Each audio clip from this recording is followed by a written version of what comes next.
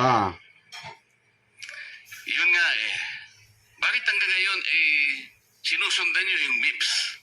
Hindi kayo kagad kumurba kagad eh. Nakita nyo, merong PCMA, merong Survey 123, but pinilit pa ninyong kaigayin lahat using the MIPS. Alam na ninyo, from the beginning, I told you it was wrong already.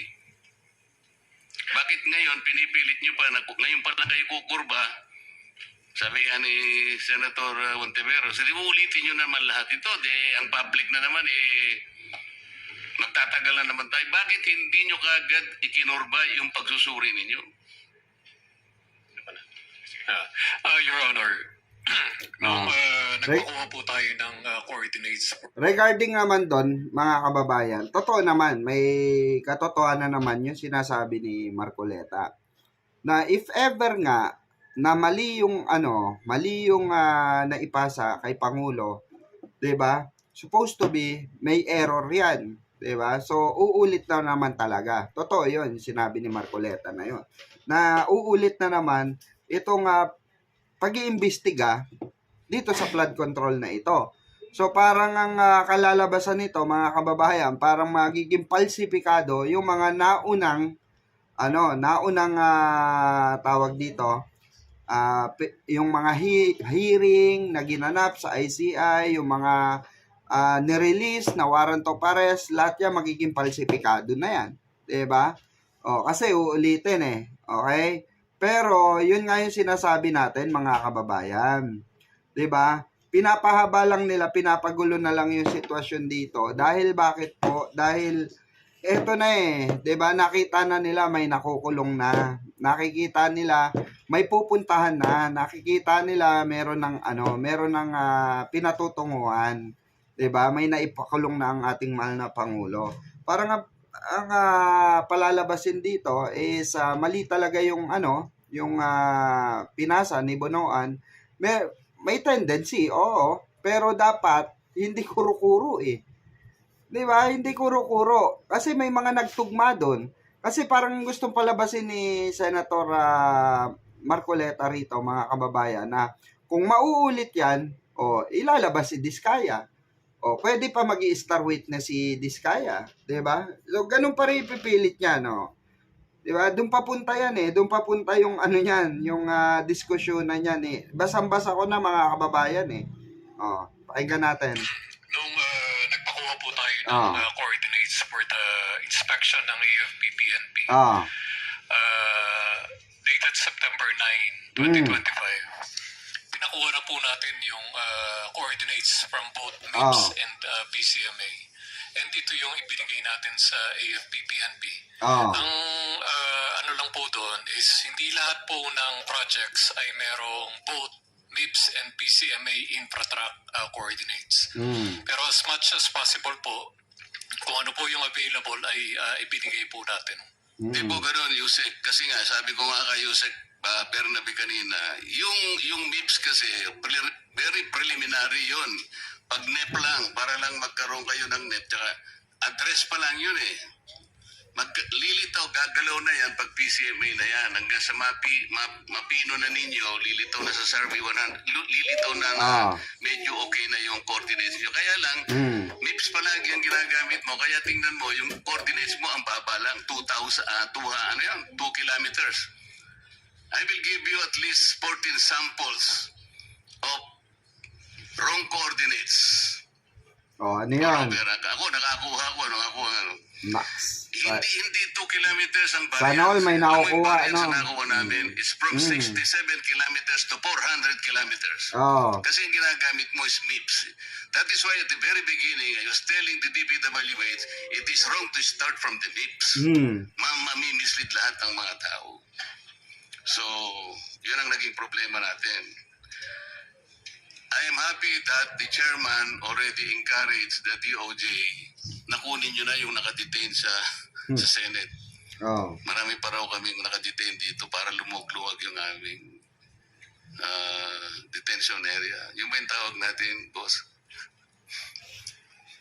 Senate Airbnb ata ang tawag natin.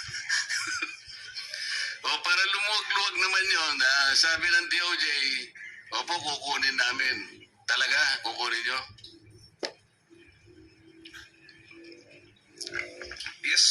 Mr. Chair. Thank you.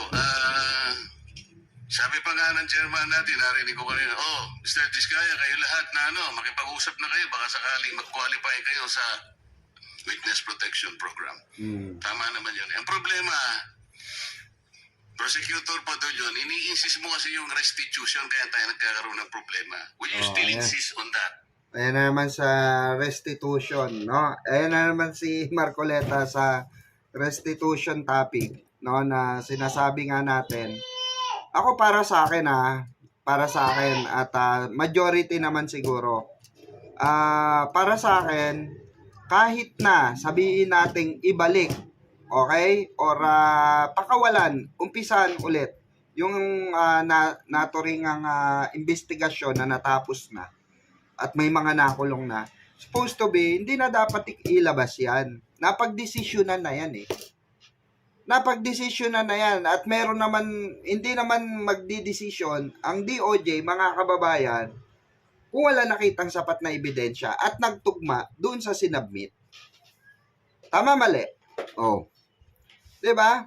Hindi naman yan na basta-basta magdidesisyon ng ombudsman na, eto, may pagkakasala to, issue ng warrant of arrest to. Hindi.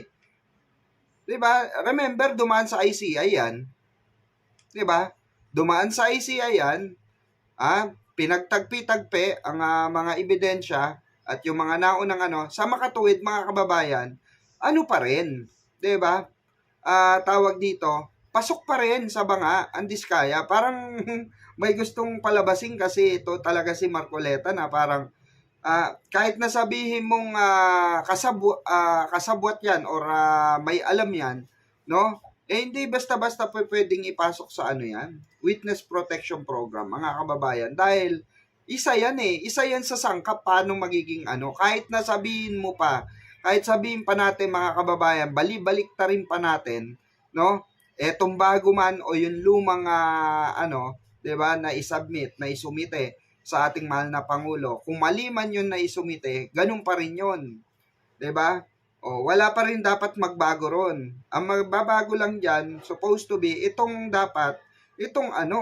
kasi parang nawala ng credibility, parang tatanggalan nila ng credibility ang niyan. Diba? Ang DOJ niyan, itself. Diba? Kasi bakit? Papabawi sa kanila yung nila, una nilang hatol, diba? Dahil may discrepancy dun sa naunang ibinigay. Diba? So, yun? Paano yung mga ebidensya nun? Nailatag na yun. Na nila, yun? Naibalik na rin yung mga pera. So, ibig sabihin, pati yung pera, ibabalik ulit sa kanila. Ganun ba yung gusto mangyari ni Marcoleta rito or nung ibang senador? Mali yun, mga kababayan. Diba? Pagtibayin na lang yun. Pagtibayin yung kasi unang-una, mga kababayan, pwede naman ipatong yan Pwedeng ipatong yan. At mismo, no, habang nakakulong, habang nakadetain yung iba, yan, diba? Yan, tawag doon, nakahilera na yan. Pag na lang yan, pag tatali na lang yan, itatali na lang yan kung nagtutugma yung nauna sa pangalawa, 'di ba?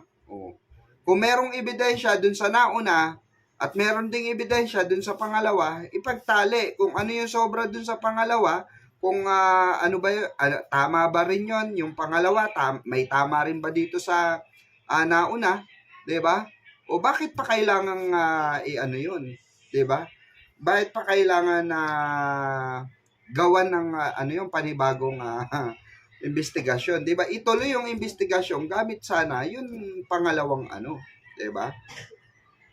Kaya pala nag-iba ng tabas ng dila, no, si Alcantara. 'Di ba? Bumaliktad, binago yung statement niya pagdating niya sa DOJ kasi 'di ba, nakarating sa kanya siguro may mga inamin na yan Paano yung mga inamin yan? 'Di ba, mga kababayan? Did you get my point? Pegador, wala kang kawala. Pegador, kayo ay